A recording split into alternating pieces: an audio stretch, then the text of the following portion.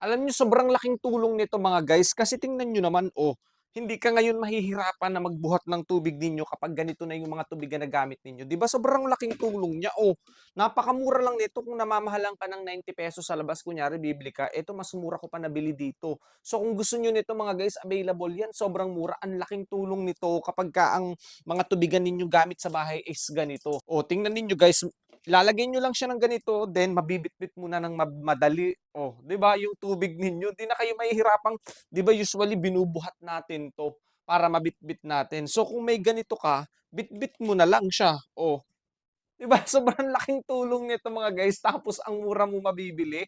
Kaya kung namomroblema ka sa mga pagbuhat-buhat ng tubig o kaya nagde-deliver ka ng tubig, dapat kapag nagde-deliver ka ng tubig meron ka din ito, eh, para hindi ka masyadong mahirapan kaysa buhat-buhat mo.